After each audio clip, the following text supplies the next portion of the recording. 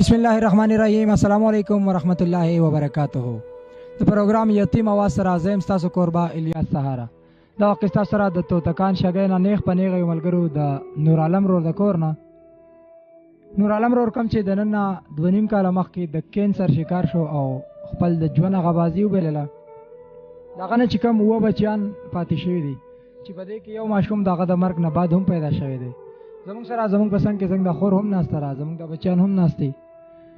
د هغوی د کور هغه دردېدلې داستان، د هغوی د زندګۍ هغه سختي، د هغوی په ژوند کې څه تېرېږي، د هغوی په ژوند کې د نور عالم رور د مرګ نه بعد آیا څه خوشحالۍ هم راغلي دي. د غره سر ته د دوی تپوس له هم څوک راغلي دي. زمونږ د دې خور دا وختونه څنګه تېرېږي، د دې بچیانو دا زندګي څنګه تېرېږي، دوی په خېټه ماړه دي که نهر دي، د دوی کپړې پیزار پوره دي که نه دي. دا به موږ ستاسو سره په دې پروګرام کې ښایو تاسو ته. د دې کور د درد پروګرام د یتیم اواز کې زموږ سره اوسئ. زموږ سره څنګه خور هم ناسته را، دوی نه به تپوسونه کوو. السلام علیکم خورئ. وعلیکم سلام. خورئ دا راته ووایه چې تاسو خو دا 7 بچیان دي، په دې کې څوک د ګټې وټې هم نشته، دا یو ماشوم د پلار د مرګ نه بعد پیدا شوی دی. د دې کور دا حالات هم مونږ ولیده او چې کم دا کور هم تاسو وایه پردی دی. نو زنګ د غرور د مرګ نه بعد ستاسو په دې ژوند کې څونه سختي دي، د دې ماشومانو ضرورت، ستاسو د کور د خرچ خوراک د دوی د سکول وغیره د ضرورت پوره کیږي که نه پوره کیږي، او ستاسو دا ژوند څنګه تېرېږي؟ دا خو ډېره ګرانه ماته ښکاري. دوی ما به مخکې د غره نه ډیکې راوړه، هغه به مې خرڅول او اوس هغه غرونه م راته بندي او بس د خدای سرې ته پاتې شوي. دا واړه بچي مې دي او نه پیزارونه شته، نه د سکول کاپیانې ماپیانې صحیح پوره شته دی، نه استادانې وهي او بس د خدای سرې ته پاتې شوي. او دا واړه دي چې وځي چېرته کې څه ماماګانې ورسره څه لاس امداد وکړي او دا کلی را سره څه لاس امداد وکړي. چې روټۍ بېګا مې را لرونو تیار روټۍ راوړې وه، رنګ مې ورته وکړو مال څه راته نشته او روټۍ راله راوړئ او بیا یې راله سار ګوتۍ وړه واخېسته راله یې راولېږل. اوبه راته نشته، دغه ښکته کلي نه یې راوړل او بس ته خدای سرې ته پاتې شوي. د ډکو خرڅ مرڅ هر څه بند شوی دی او بس دقه شانتې ناستې په نارو باندې ناستې. تاسو به د غره نه په خپله باندې ډکې راکوزول؟ ما به په خپله راکوزول او په خپله به مې خرڅول. د ورځې هغه ډکې چې تاسو وایي هغه هم اوس په تاسو باندې بند شوي دي، نو اوس ستا زندګي څنګه مخ په وړاندې روانه ده؟ بس ناستې کله په نار او کله دقه شانتې ناستې، بس د خدای سرې ته پاتې شوي او بس کله را سرونه امداد وکړي او کله دا کلی راله چانده وکړي په جومات کې. چاندې خو هم خورئ که په میاشت کې چېرته یو ځل وشي 100 روپۍ به راشي، خو دا خو هم د کور حل نه دی، نو بیا څه کوئ؟ بس ناستې دقه شانتې د خدای سرې ته پاتې شوي او بس نه کله چای مې خو نه پخو د سره، نو بس ډوډۍ موډۍ کله چې دی ورونه مې راولېږي او کله په دا کلی راله سره راولېږي. چای ډوډۍ خپل نه پخوئ؟ کله راله ورونه راولېږي کله راله دا کلی راولېږي. او زموږ د ورور د مرګ څومره وخت شو؟ هغه 2 کاله او 4 میاشتې وشوې. بیماري څه وه؟ کینسر بیماري وه. دا ماشومانان غواړي نه چې ماښام راشي چې موږ له انډه پخه کا د سکول نه راشي یا چې یا روټۍ یا څه تاسو وایئ چې کور خپله نه پخوو که نه، نو چې دوی غواړي او نه یې نو بیا ورسره څه کوې خورئ؟ بس ناستې جاړي نو څه ورسره وکړم، انډې څه نه وي ګولې درک نه لګي نو څه به زه به ورسه څه وکړم. څه باندې بیا قلار؟ نو بس د ګاونډیانو نه ځان ته راوړي هغې پسې روټۍ موټۍ څه د وخوري. روټۍ راته یوه ورځ نه وي ګولی نه دا واړه د سکول نه رالم ژړلې، هغې غوښته ما ورته وي ورشه ځان د دې ګاونډیانو نه راوړوي، نه مونږ چې د ګاونډیانو کره نه ځو ته راله را پیدا کړه، زه به دلته څه نه را پیدا کړم. ما ورته ژړل. بیا د دې ګاونډیانو کره لاړه، دې نږدې ګاونډیانو نه د هغوی نه ځان ته راوړه ګولی روټۍ راوړه، هغې باندې چې د ټیم پاس کو. ماښام مې راله بیا ورونو راولېږل. د هغوی هم دومره وس نه کېږي، غریبانان دي، کوي را سره منډه تړله را سره کوي، خو دومره د هغه نه کېږي او بس په دېس کې ناستې د خدای سرې ته پاتې شوي او چې څه یېجو پاخه یې کوچنی یېجو بیا ځانه ته سهارا. دا قصه سره د توتکان شګینا نیخ پنیغه ملګرو د نور عالم رور د کور نه. نور عالم رور کم چې د نن 2.5 کال مخکې د کینسر شکار شو او خپل د ژوند غبازي وبلله. دغه نه چې کوم 7 بچیان پاتې شوي دي چې په دې کې یو ماشوم دغه د مرګ نه بعد هم پیدا شوی دی. زمونږ سره زمونږ پسند کې څنګه د خور هم ناسته را زمونږ د بچیان هم ناستي. د هغوی د کور هغه دردېدلې داستان، د هغوی د زندګۍ هغه سختي، د هغوی په ژوند کې څه تېرېږي، د هغوی په ژوند کې د د نور عالم رور د مرګ نه بعد آیا څه خوشحالۍ هم راغلی دي؟ د غره سر ته د دوی تپوس له هم څوک راغلی دي؟ زمونږ د دې خور دا وختونه څنګه تېرېږي؟ د دې بچیانو دا زندگی څنګه تېرېږي؟ دوی په خېټه ماړه دي که نهر دي؟ د دوی کپړې پیزار پوره دي که نه دي؟ دا به موږ ستاسو سره په دې پروګرام کې ښایو تاسو ته. د دې کور دا درد پروګرام د یتیم اواز کې زموږ سره اوسئ. زموږ سره زموږ دا خور هم ناست ده، دوی نه به تپوسونه کوو. السلام علیکم خورئ. وعلیکم سلام. خورئ دا راته ووایه چې تاسو خو دا 7 بچیان دي، په دې کې څوک د ګټې وټې هم نشته، دا یو ماشوم د پلار د مرګ نه بعد پیدا شوی دی. د دې کور دا حالات هم مونږ ولیده او چې کم دا کور هم تاسو وایه پردی دی، نو زنګ د غرور د مرګ نه بعد ستاسو په دې ژوند کې څونه سختې دي، د دې ماشومانو ضرورت، ستاسو د کور د خرچ خوراک ده، د دوی د سکول وغیره دا ضرورت پوره کېږي که نه پوره کېږي؟ او ستاسو دا ژوند څنګه تېرېږي؟ دا خو ډېره ګرانه ماته ښکاري. دوی ما به مخکې د غره نه ډیکې راوړه، هغه به مې خرڅول او اوس هغه غرونه م راته بندي او بس د خدای سرې ته پاتې شوي. دا واړه بچي مې دي او نه پیزارونه شته، نه د سکول کاپیانې ماپیانې صحیح پوره شته دی، نه استادانې وهي او بس د خدای سرې ته پاتې شوي. او دا واړه دي چې وځي چېرته کې څه ماماګانې ورسره څه لاس امداد وکړي او دا کلی را سره څه لاس امداد وکړي. چې روټۍ بېګا مې راله وروڼو تیار روټۍ راوړې وه، رنګ مې ورته وکړو مال څه راته نشته او روټۍ راله راوړئ او بیا یې راله سار ګوتۍ وړه واخېسته راله یې راولېږل، اوبه راته نشته، دغه ښکته کلي نه یې راوړل او بس ته خدای سرې ته پاتې شوي. دا ډکو خرڅ مرڅ هر څه بند شوی دی او بس دقه شانتې ناستې دي، په نارو باندې ناستې. تاسو به د غره نه په خپله باندې ډکې راکوزول؟ او ما به په خپله راکوزول او په خپله به مې خرڅول. د ورځې هغه ډکې چې تاسو وایي هغه هم اوس په تاسو باندې بند شوي دي، نو اوس ستا زندګي څنګه مخ په وړاندې روانه ده؟ بس ناستې، کله په نار او کله دقه شانتې ناستې، بس د خدای سرې ته پاتې شوي او بس کله را سرونه امداد وکړي او کله دا کلی را د چانده وکړي په جومات کې. چاندې خو هم خورئ که په میاشت کې چېرته یو ځل وشي 100 روپۍ به راشي، خو دا خو هم د کور حل نه دی، نو بیا څه کوئ؟ بس ناستې دقه شانتې د خدای سرې ته پاتې شوي او بس نه کله چای مې خو نه پخو د سره، نو بس ډوډۍ موډۍ کله چې دی ورونه مې راولېږي او کله په دا کلی راله سره راولېږي. چای ډوډۍ خپل نه پخوئ؟ کله راله ورونه راولېږي، کله راله دا کلی راولېږي. او زموږ د دې ورور د مرګ څومره وخت شو؟ هغه 2 کاله او 4 میاشتې وشوې. بیماري څه وه؟ کینسر بیماري وه.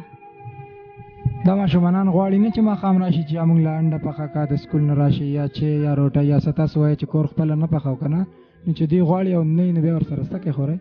بس ناستې جاړي نو څه ورسره وکړم، انډې څه نه وي ګولې درک نه لګي نو څه به زه به ورسره څه وکړم؟ څه باندې بیا قلار؟ نو بس د ګاونډیانو نه ځان ته راوړي، هغې پسې روټۍ موټۍ څه د وخوري. روټۍ راته یوه ورځ نه وي ګولی نه دا واړه د سکول نه رالم جړلې، هغې غوښته ما ورته وي ورشه ځان د دې ګاونډیانو نه راوړوي نه.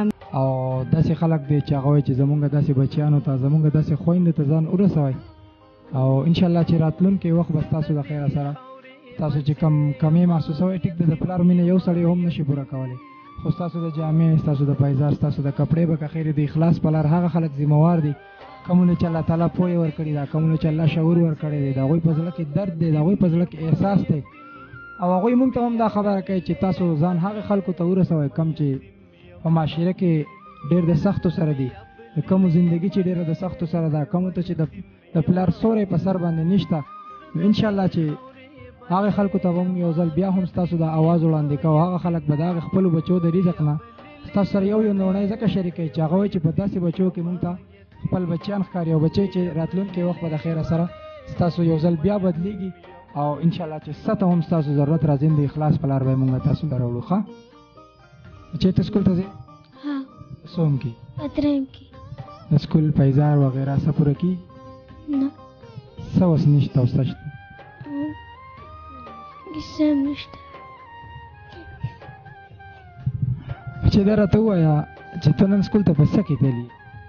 زه چې دی نو خپل بېخپې تللي وم، جامې مې نوي استاز مې والي وم، پرون تللي وم او چې رالم بیا ډوډۍ نه وه، د دې کالمه مې راوړه جلل مې او نه مې جامې وي نه مې بوټان وي هېڅ هم نه. استاز وی تاسو داسې راځئ وایي ځان له به واخلئ او وی سبا چې راځئ نو چې ښه صحیح راغلی استاز ووالو بیا ویلې وي به وس کښېنئ او د سبا ښه صحیح په خپلو جامو کې وپارسه کې راشئ سکول ته.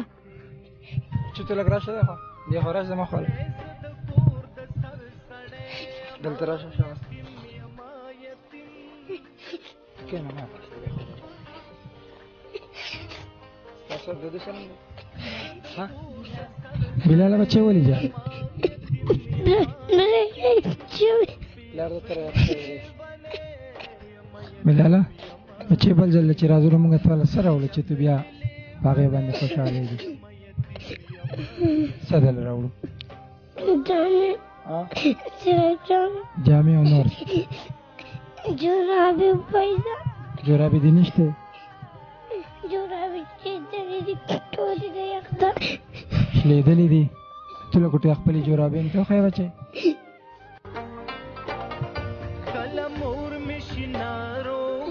مور یې وهلته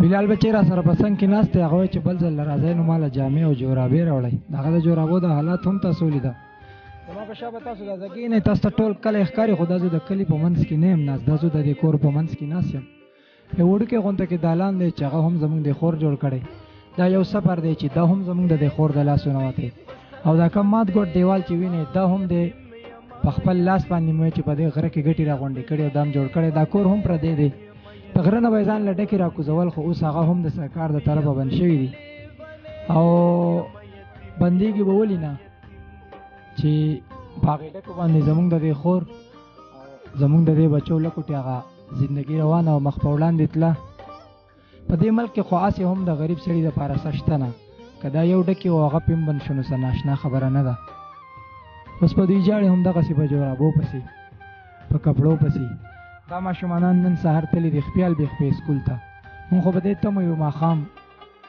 بچې وایي بابا ماله ګرم سویټر راوړه ماله پیزار راوړه ماله بوټان راوړه دلته هغه هم نشته ځکه خو په دې کور باندې دومره سختې دي د دوی هغه یو د روزګار ذریعه وه او د غر به تاسو لیدی شئ دا کور د غره په سر کې او د زنګ د خور به لرګي راکوزول ګېډې به یې راکوزو په دې کلي کې به یې خرڅو هغه پې هم بند شو بل طرف ته که مونږ سوچ وکړو نو زمونږ خلک ډېر په ترقۍ سره روان دی ډېر په تیزۍ سره روان دی حج له عمرې له نور داسې غټ غټ کارونه دي چې ډېر په تیزۍ سره روان دي اکثر کینو ملګري ووایي ملک ډېر په ترقۍ روان دی دنیا په تیزۍ روانه ده نو دا دنیا چې په تیزۍ سره روانه ده خپل سفر او خپل منزل ته رسي نو په دې دومره لوی کلي کې د دې دومره انسانانو په دې هجوم کې د دې دومره خلکو کې دی به چې له ولې یو انسان نه دی را رسېدلی دا ټکنالوژي دوله زموږ حکمرانان زموږ مشران زموږ حجیان صاحبان چې کوم هر کال باندې حجونو لځي ماشاءالله الله تعالی پرې رحم کړی دی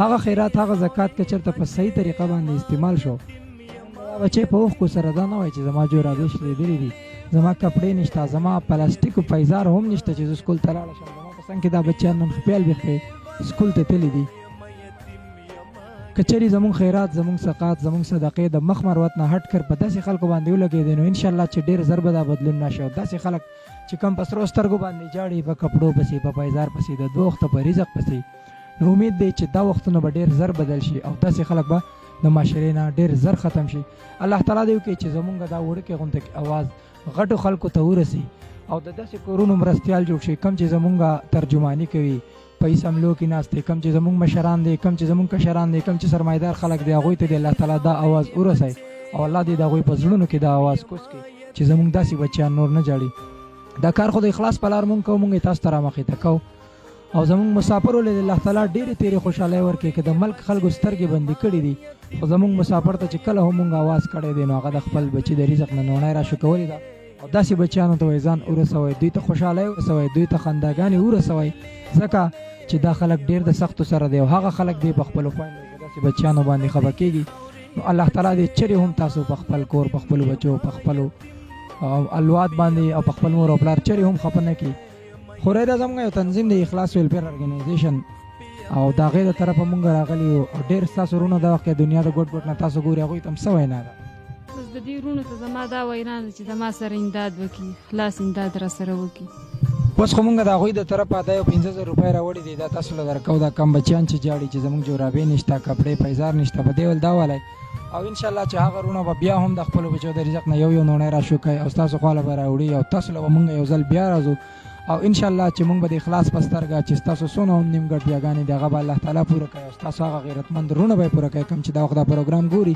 د چا طرفه چې دا لږ غونته تعاون شوی دی د اخلاص ته یې خادمانو ته هم څه وینا وه. بس الله دې خوشحاله کړي، الله دې دې وزونه ورکړي او چې زمونږ سره یې وکړه الله پاک دې ولله دې وزونه یو په سله ورکړي، الله دې کامیاب کړي، الله دې نور هم ترقۍ سیوا کړي سره ستاسو او زمونږ سره دې بس امداد اخلاص به وکړي. وایي خپل قسمت یم تنها کړی، زه د چا نه ګیله نه کړم، بس وختونه دې تېرېږي په چا څنګه په چا څنګه. ملګرو دا و زموږ د دې خور زموږ د دې بچیانو داستان تاسو واورېدو. یو د بل نه چې کور له ورځو نو هلته کې درد زیاتېږي، هلته کې سختې سیوا کېږي، هلته کې داسې حروف او داسې الفاظ راوځي چې زموږ نه هغه خپله هم خطا کړي. کوشش وکړئ چې د اخلاص اواز جوړ شئ، د اخلاص مټې جوړې شئ. او زموږ ځینې خلک داسې دی چې هغه د اخلاص د اواز نه ناخبر دی، نو زموږ دا پروګرامونه د زیات نه زیات شیر کوي چې کومو خلکو ته د اواز نه دی رسېدلی، دا اواز هغې خلکو ته ورسوئ ځکه چې دا د دې خلکو اواز دی، مونږ یې تاسو ته در رسوو. د کیمرامین عمر ایت سره الیاس سهار الله ورکوي اجازت په ډېر لوی او بخونکي رب ذوالجلال هم سپارم. د الله په امان. السلام علیکم ورحمة الله وبرکاته.